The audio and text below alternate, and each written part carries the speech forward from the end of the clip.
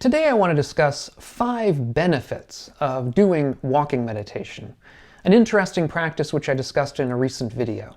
I'm Doug Smith of the Online Dharma Institute, that's onlinedharma.org. If you're new to this channel and interested in living a wiser and a kinder and a calmer life, consider subscribing to this channel and click the bell down below if you want to receive notifications when I come out with new videos. In a recent video, I discussed the practice of walking meditation, how we do it, what's involved. It's a relatively simple practice. I'll leave a link to that video below in the show notes in case you don't know how to do walking meditation or what it's all about. I'd suggest taking a look at that one at the end of this video after you've seen this one, at least if you're interested in the practice, so that you can figure out how to do it. It's, as I say, relatively straightforward. But what I want to discuss today are reasons why we should do it. 5 reasons from one of the early texts. As many of you will know, my focus on these videos is in general on early Buddhism, the practices, the beliefs, Dharma of the early texts. And so we'll be looking to those today to help inform why we should do walking meditation. But before I get to those reasons, I just do want to do a little bit of discussion about walking meditation itself. I think it's a absolute certainty that in early Buddhism, mindfulness meditation is something, and mindfulness includes walking meditation, by the way.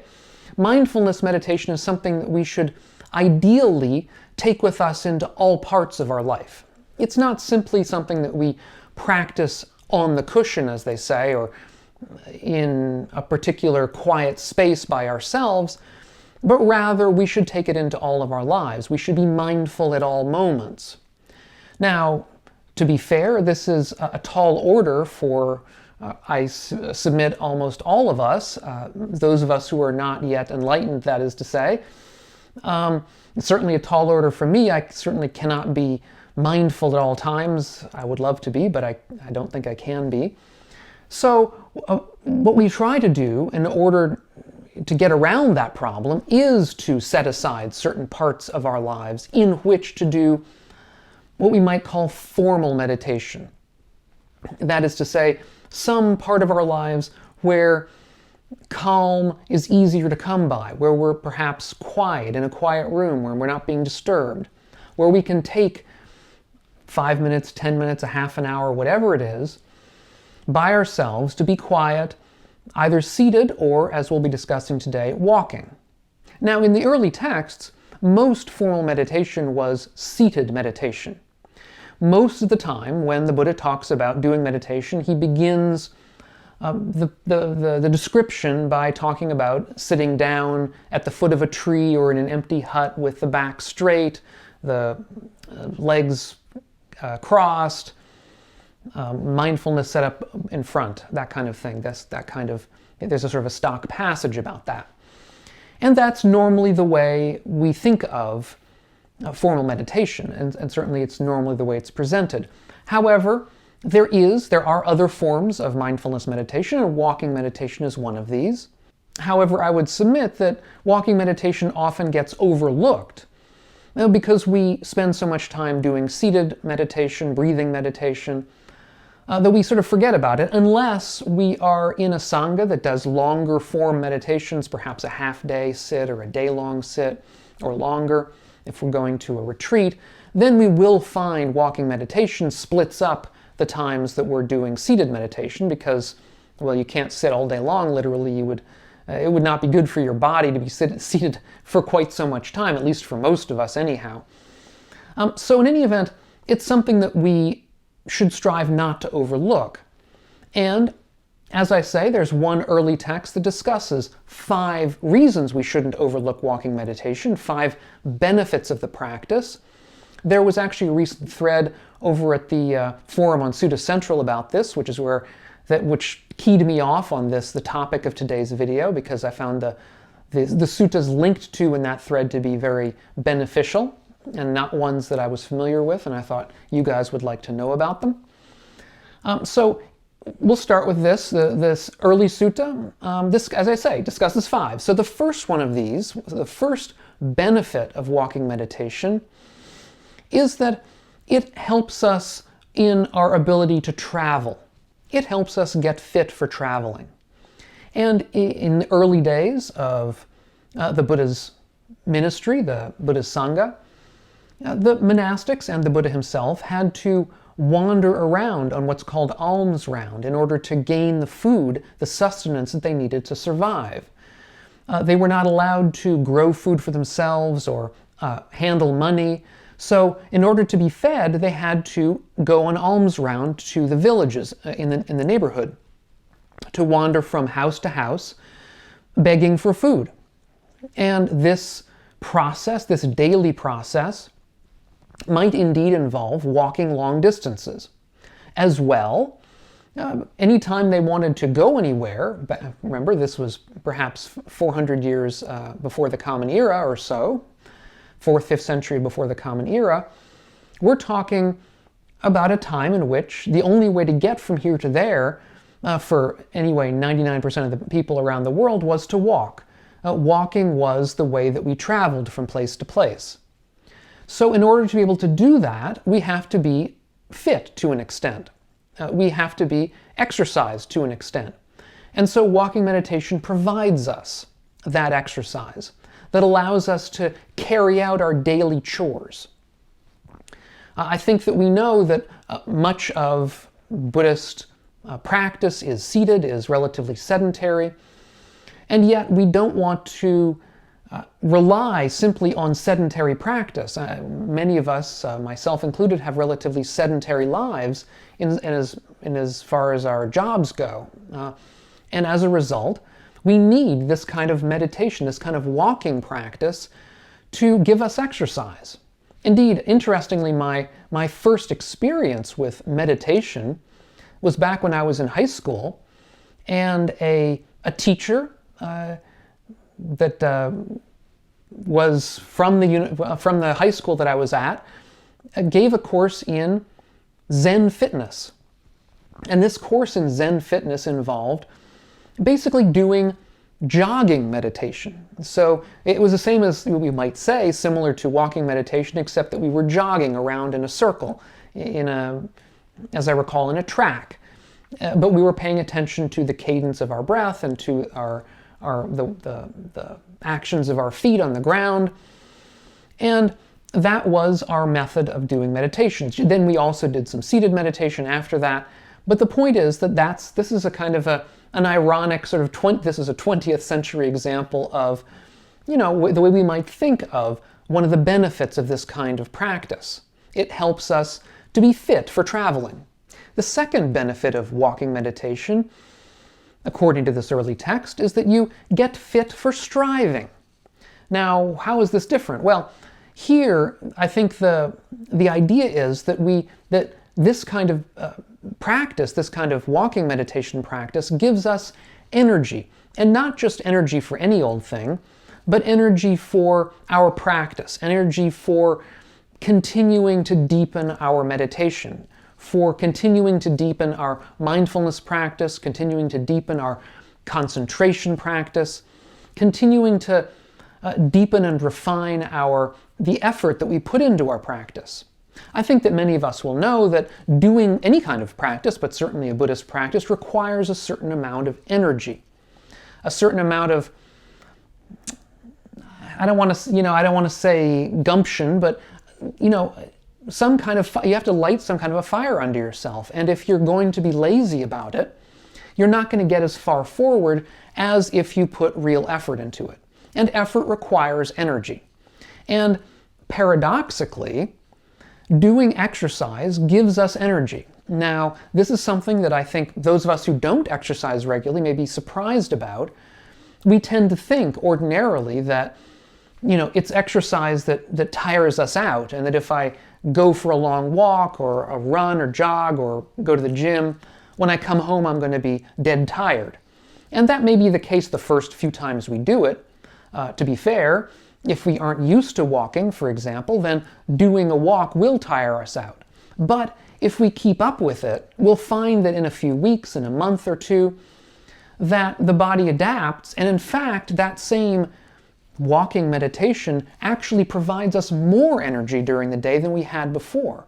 And the days in which we do this kind of walking practice, we're actually more alert, more alive, more able to focus energy upon our own practice. The third benefit of walking meditation is that it makes us healthy. It provides health. Now, I think all of us know that health, or I hope you know, that health is probably your greatest asset. We don't think about health as being one of our assets until it isn't there, until we're sick. And then we realize the enormous difference that health makes for us. I know very recently I had a vaccine that I needed, and the vaccine was a strong vaccine. It was not the normal flu vaccine, but something quite strong. And, you know, for about 36 hours, I felt as though I had a very mild flu. That is to say, I was achy, had chills, I was tired. I wasn't even able to do my normal exercise because I was so tired. And it was fine. It was over in 36 hours, and I'm none the worse for wear. And indeed, since I've done that, my chance of getting the illness that that vaccine was targeted at is now much, much lower.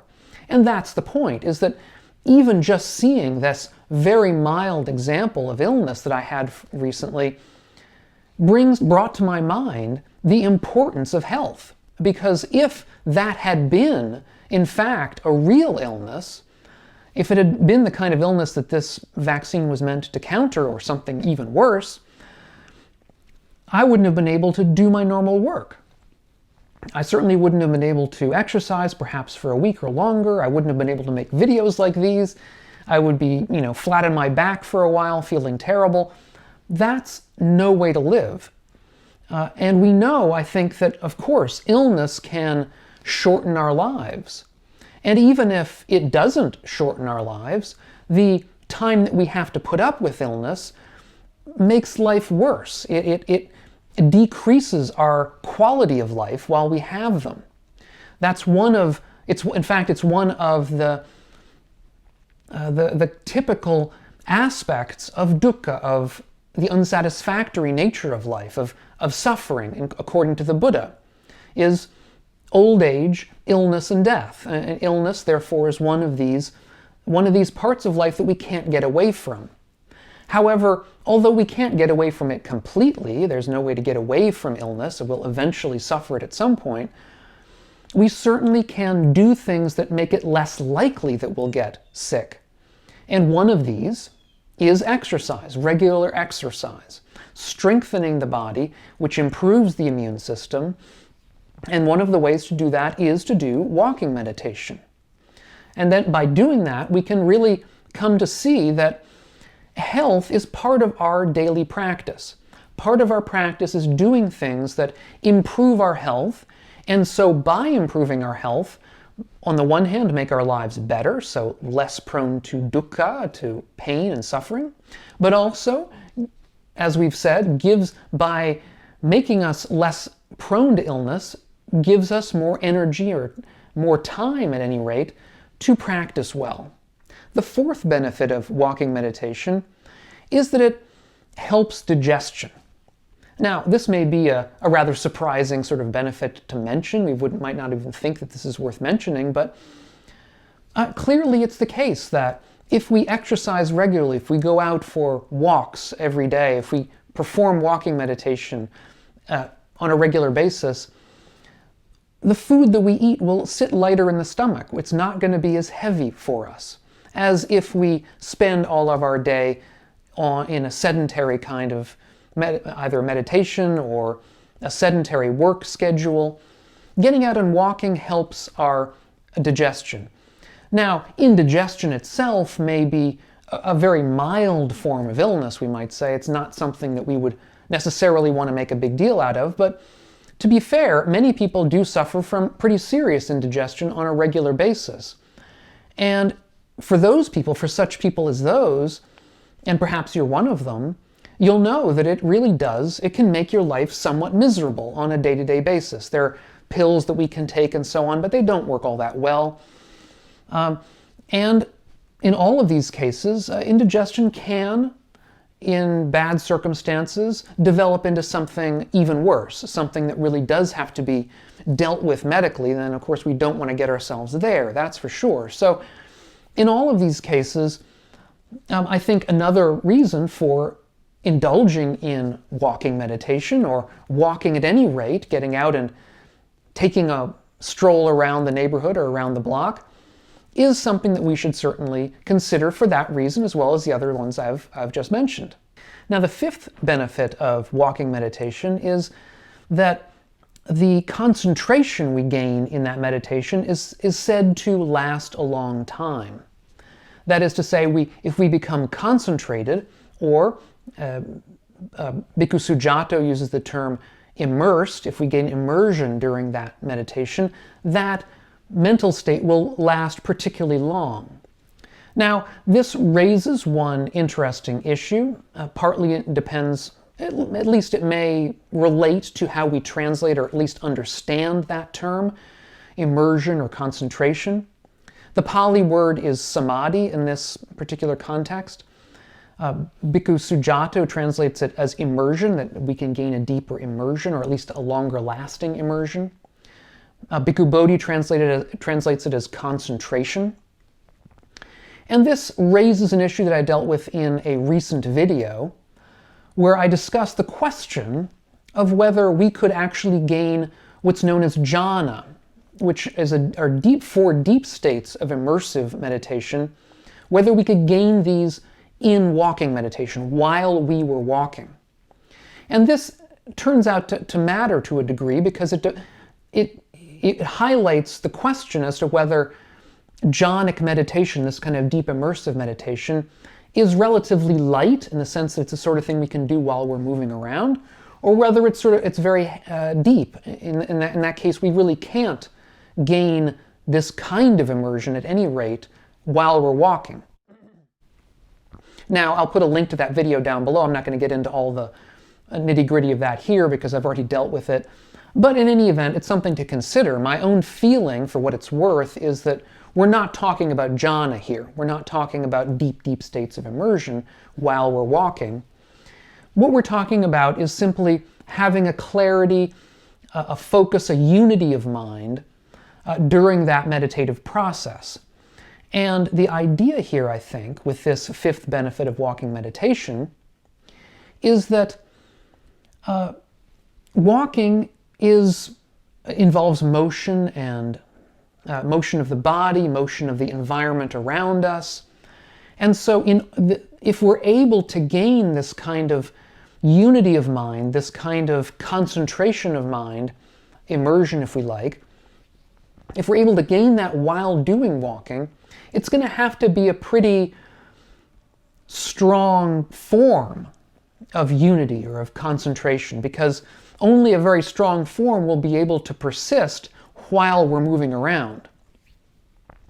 So if we understand it that way, then the idea is that although it may be more difficult to attain real concentration while we're walking, if we're actually able to do so, that will tend to bleed over into our ordinary life in greater ways than it would if we did that simply while we're sitting down. Because when we sit down, if we get up, all of a sudden things kind of change, the mind is disturbed, the concentration is liable to sort of go away to an extent that it might not while we're walking, because the mind is already doing this while it's somewhat disturbed by our emotions.